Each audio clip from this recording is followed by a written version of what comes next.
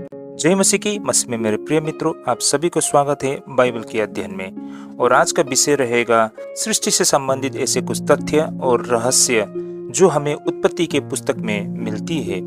इसे लेकर मसीह जगत में विभिन्न विचारधारा हमें दिखाई पड़ती है और उनमें से कुछ तथ्यों को हम आज अध्ययन करने जा रहे हैं। तो आज का विषय रहेगा फ्रेमवर्क व्यू क्या है। कहने का तात्पर्य, क्या उत्पत्ति एक साहित्यिक और धार्मिक संरचना है। मैं फिर से दोहराना चाहूंगा, क्या उत्पत्ति एक साहित्यिक और धार्मिक संरचना है। पिछले दो भागों में हमने दो दृष्टिकोणों को समझा था, जिनमें से यंग अर्थ क्रिएशनिज्म पर थी। ऐसा माना जाता है कि सृष्टि के 6 दिन, प्रत्येक दिन 24 घंटे के दिन होती थी और ये जो पृथ्वी है इसकी उम्र 6 से लेके 8000 वर्ष पुरानी हो सकती है। और इस विचारधारा को आमतौर पर सारे जगत के विश्वासी माना करते हैं और इसी विचारधारा को आमतौर पर कलीसिया में भी सिखाई जाती है। लेकिन इसके अलावा हमने जो अध्ययन किया था वो था डे एज थ्योरी, यानी कि 6 लंबे युग या फिर समयावादी। इस विचारधारा के तहत बाइबल की उत्पत्ति में जो बताई गई 6 दिन की सृष्टि, वो प्रत्येक दिन 24 घंटे वास्तव में नहीं बल्कि हर एक दिन एक लंबे युग को दर्शाती है। इस तरह जो वैज्ञानिक दावा करते हैं कि इस पृथ्वी का उम्र करोड़ों वर्ष पुरानी है, जो कि इस विचारधारा के साथ मेल खाती है। और आज जो हम अध्ययन करने जा रहे हैं वो तीसरा दृष्टिकोण है, जिसे हम फ्रेमवर्क व्यू कहते हैं। भाइयों और बहनों, यह शायद सबसे कठिन लगने वाली दृष्टिकोण है, लेकिन यदि हम इसे सरल उदाहरणों के साथ समझे तो यह काफी आसान हो जाती है। लेकिन यह एक ऐसे प्रश्न है जिस पर सदियों से मसीह विद्वान चर्चा करते आ रहे हैं। क्या उत्पत्ति के 6 दिन वास्तव में 24 घंटे के सामान्य दिन थे या फिर वे लंबे समय के युग थे। मेरे प्रिय मित्रों, इससे पहले हमने 24 घंटे वाले सामान्य दिन के विचारधारा को भी समझा था और उसी तरह हर एक दिन एक लंबे युग को दर्शाती है। इस विचारधारा पर भी हमने अध्ययन की थी। अब हम ऐसे विचारधारा पर अध्ययन करते हैं जो इन दोनों विचारधाराओं से बिल्कुल परे और बिल्कुल नायाब लगती है। लेकिन मेरे प्रिय मित्रों, आगे बढ़ने से पहले सबसे पहले हम एक बहुत ही महत्वपूर्ण बातें समझने के लिए प्रयास करते हैं। यदि आप मसीह नहीं है, या फिर कहने का तात्पर्य आप एक ईसाई व्यक्ति नहीं है, तो यह जानना आपके लिए बेहद आवश्यक है कि यह विवाद इस बात का नहीं है कि परमेश्वर ने संसार को बनाया या नहीं, क्योंकि लगभग सभी मसीही इन बातों पर सहमत होते हैं कि परमेश्वर ही सृष्टि करता है और मनुष्य किसी दुर्घटना का परिणाम नहीं बल्कि परमेश्वर की विशेष रचना है और पाप वास्तव में है और उसने संसार को प्रभावित किया है और उद्धार केवल प्रभु यीशु मसीह के द्वारा ही मिलती है। तो इसका मतलब ये होता है कि मतभेद केवल इस बात पर है कि परमेश्वर ने सृष्टि का कार्य किस प्रकार और कितनी समयावधि में किया। दूसरे शब्दों में, किसने बनाया इस पर सब सहमत है, लेकिन कितने समय में बनाया इस पर अलग अलग मत को हम देख पाते हैं। अब भाई और बहनों, आगे बढ़ते हुए हम ये बात को भी समझने के लिए प्रयास करेंगे कि दिन शब्द का अर्थ क्या होती है। इस पूरे विवाद का केंद्र एक हिब्रू शब्द है, जैसे कि योम। हिब्रू भाषा में योम का सामान्य अर्थ है एक दिन, जैसे हम आमतौर पर कहते हैं आज का दिन, और हिब्रू भाषा में इन्हीं बातों को दर्शाती है योम शब्द के रूप में। लेकिन कई बार यही शब्द लंबे समय के लिए भी प्रयोग होती है। बाइबल में योम के अलग अलग प्रयोग हमें दिखाई पड़ती है, जैसे कि पहली धारणा सामान्य 24 घंटे का दिन। उत्पत्ति 1:5 में लिखा है, परमेश्वर ने उजाले को दिन और अंधियारे को रात कहा। यहाँ स्पष्ट रूप से सामान्य दिन की बातें हो रही है। उसी प्रकार एक लंबे समय या फिर एक लंबे युग को दर्शाती है उत्पत्ति 2:4 में, जिस दिन यहोवा परमेश्वर ने पृथ्वी और आकाश को बनाया। यहाँ दिन शब्द को पूरे सृष्टि के कार्य के लिए प्रयोग किया गया है, जबकि उत्पत्ति अध्याय 1 के अनुसार सृष्टि 6 दिनों में हुई थी। इसलिए कुछ विद्वान कहते हैं कि दिन का अर्थ हमेशा 24 घंटे नहीं होती है, लेकिन दूसरी ओर कुछ विद्वान कहते हैं उत्पत्ति अध्याय 1 में हर दिन के साथ संख्या दी गई है, जैसे कि पहला दिन, दूसरा दिन, तीसरा दिन और हर दिन के अंत में लिखा है सांझ हुई फिर भोर हुई। उनके अनुसार यह सामान्य दिन की ओर संकेत करता है। यहीं से विभिन्न मतों की शुरुआत होती है। इस पर मसीहों के 4 मुख्य दृष्टिकोण हैं और आज हम मुख्य रूप से दूसरी वाली को देखते हैं। जैसे कि ये 4 दृष्टिकोण क्या थी। पहला तो यंग अर्थ क्रिएशनिज्म, यानी कि 6 वास्तविक 24 घंटे वाले दिन, जिस पर हमने पहले ही अध्ययन कर लिया है। और इसके बाद आती है डे एज थ्योरी, यानी कि हर दिन एक लंबा युग या समयावधि, इस पर भी हमने अध्ययन कर ली है। और आज हम जो अध्ययन करने जा रहे हैं वो है फ्रेमवर्क व्यू, यानी कि साहित्यिक और धार्मिक संरचना। और इसके बाद जो हम अध्ययन करेंगे वो रहेगा गैप थ्योरी, यानी कि पहले और दूसरे पद के बीच बहुत लंबा समय। तो भाइयों और बहनों, ये सारे विचारधाराएं मसीह जगत में आमतौर पर हमें दिखाई देती है सृष्टि से संबंधित विषय पर। तो भाइयों और बहनों, हम इन चारों को विस्तार से और बहुत सरल भाषा में समझेंगे।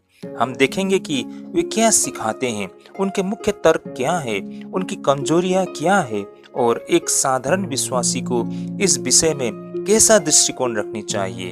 तो मेरे प्रिय मित्रों, आइए हम समझने के लिए प्रयास करते हैं फ्रेमवर्क व्यू को।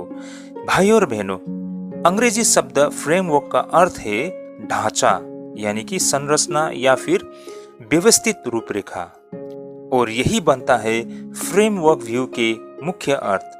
भाइयों और बहनों, फ्रेमवर्क व्यू मानने वाले मसीह विद्वान कहते हैं कि उत्पत्ति अध्याय 1 का मुख्य उद्देश्य यह बताना नहीं है कि परमेश्वर ने सृष्टि कितने घंटों या फिर कितने वर्षों में बनाई, बल्कि यह दिखाना है कि परमेश्वर ने बहुत ही व्यवस्थित और उद्देश्यपूर्ण ढंग से सृष्टि की है।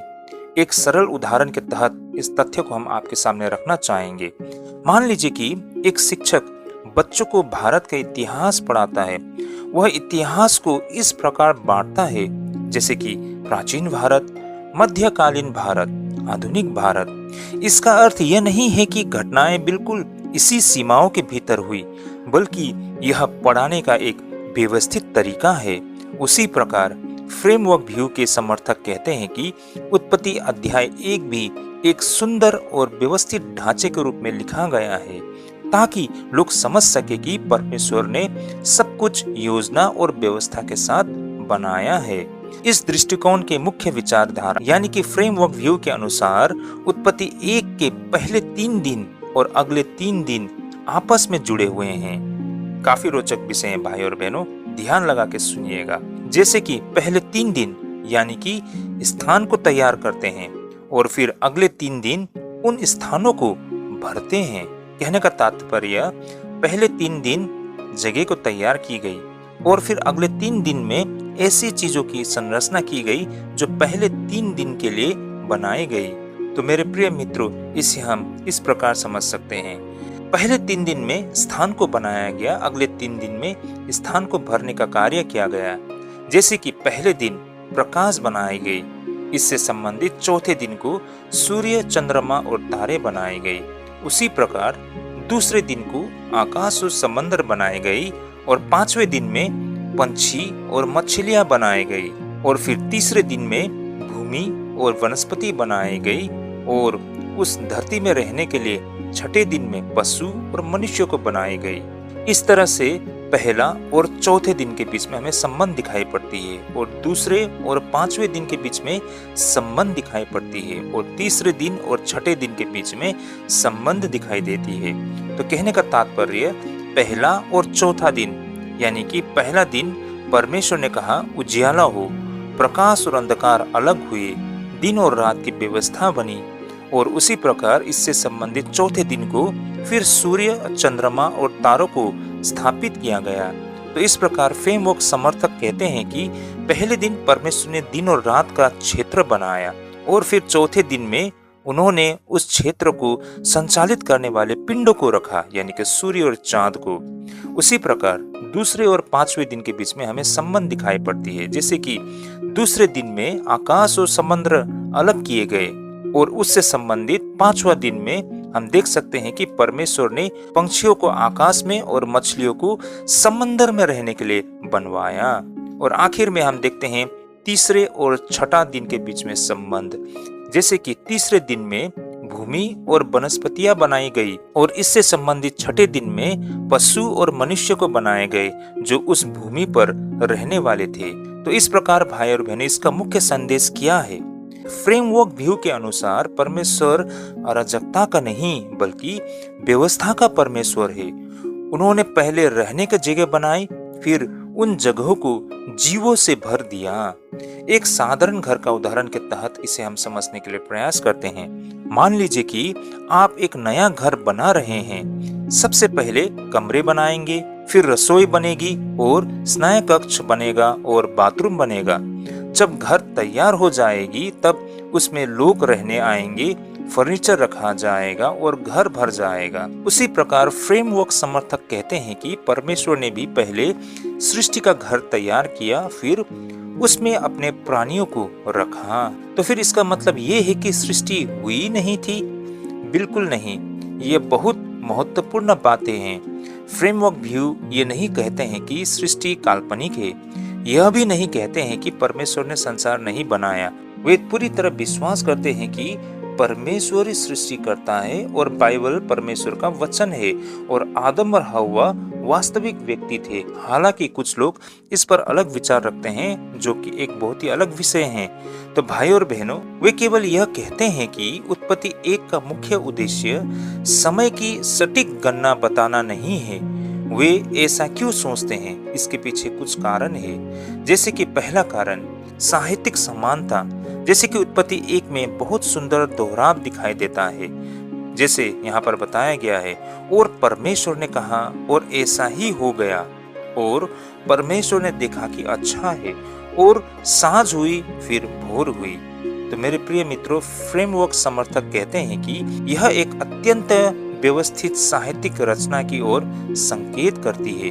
दूसरा कारण, पहले 3 और अगले 3 दिनों की समानता हमें दिखाई पड़ते हैं। जैसे हमने देखा पहला और चौथा दिन के बीच में संबंध, दूसरा और 5वें दिन के संबंध, और तीसरा और छठे दिन के संबंध। ये समानता संयोग नहीं लगती है।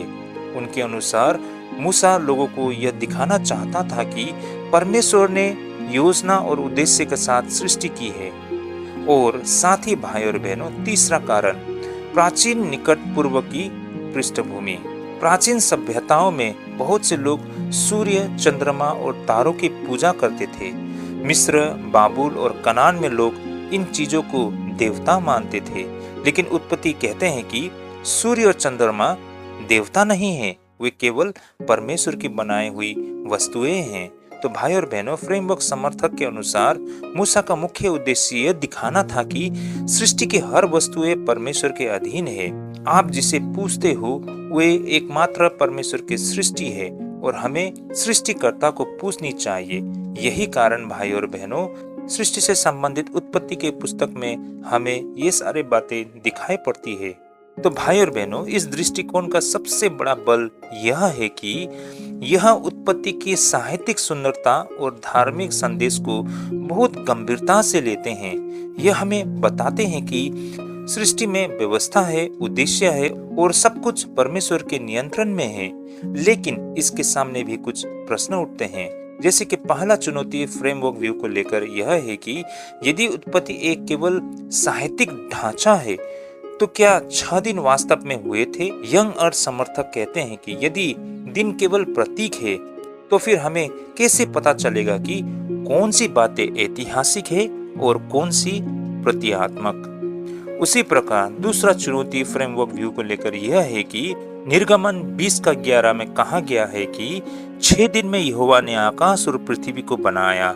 और यंग अर्थ समर्थक पूछते हैं कि यदि सृष्टि के दिन केवल साहित्यिक है तो मनुष्य के 6 कार्य के दिन किस आधार पर है?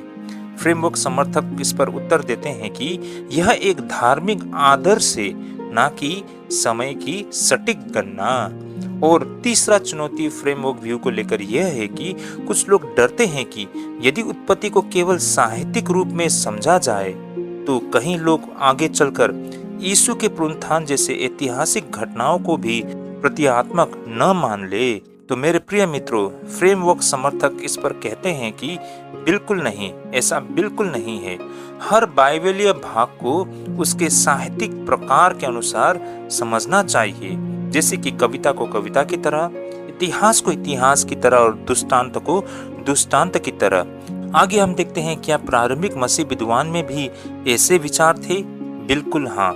कुछ प्रारंभिक धर्मशास्त्री जैसे कि अगस्टीन ऑफ हिप्पो मानते थे कि परमेश्वर ने सब कुछ एक ही क्षण में बनाया हो सकता है और 6 दिन शिक्षा देने के लिए व्यवस्थित रूप से प्रस्तुत किए गए हो। हालांकि आधुनिक फ्रेमवर्क व्यू बाद में अधिक स्पष्ट रूप से विकसित हुई थी। तो मेरे प्रिय मित्रों, आज के इस अध्ययन से ये निष्कर्ष निकलता है कि फ्रेमवर्क व्यू सिखाते हैं कि उत्पत्ति एक का मुख्य रूप से एक धार्मिक और साहित्यिक ढांचा है, जिसका उद्देश्य ये दिखाना है कि परमेश्वर ने योजना, व्यवस्था और उद्देश्य के साथ सृष्टि की है। यह दृष्टिकोण समय के अवधि पर कम और सृष्टि के अर्थ और संदेश पर अधिक ध्यान देती है। फिर भी इस दृष्टिकोण के सामने कई महत्वपूर्ण प्रश्न है, जिस पर मसीह विद्वानों में आज भी चर्चा जारी है। तो भाई और बहनों, सृष्टि से संबंधित ये एक और तर्क है जिस पर कई सारे लोग सहमत हैं, लेकिन हम सब जानते हैं ज्यादातर विश्वासी लोग यंग अर्थ क्रिएशनिज्म से सहमत है। जो भी हो मेरे प्रिय भाई और बहनों, ये सारे अध्ययन हमें तथ्य को समझने के लिए एक कोशिश मात्र दिखाई पड़ती है। वास्तव में हकीकत कोई नहीं जानते हैं, क्योंकि सृष्टि से संबंधित ऐसे तथ्य और सत्य और जो हमारा आधार है वो बहुत सीमित है। और भाई और बहनों, सृष्टि एक ऐसी गहरी रचना है जिसे हम कुछ शब्दों से सीमित नहीं कर सकते हैं। भाई और बहनों, इससे संबंधित वास्तविक तथ्य और सत्य तो हम उसी दिन जान पाएंगे जिस दिन प्रभु यीशु मसीह स्वयं देह धारण होकर हमारे बीच लौटेंगे और वे स्वयं इन तथ्य और सत्य को बता पाएंगे। आज तो मात्र हम इस तथ्यों पर विचार कर सकते हैं और इस पर हम अध्ययन कर सकते हैं। भाई और बहनों, हमारी सोच, हमारे विचार को हमें खुली रखनी चाहिए। ये सारे तथ्य हमें कुछ ऐसे सत्य को समझने में मदद करती है जो आगे हमें बाइबल अध्ययन करने में मदद करती है। तो भाई और बहनों, आज के लिए हम यहीं पे स्थगित करेंगे। अगले अध्ययन में हम गैप थ्योरी पर अध्ययन करेंगे। तो आप सभी बने रहिएगा। प्रभु आप सभी को ढेरों आशीष करे। जय मसीह की।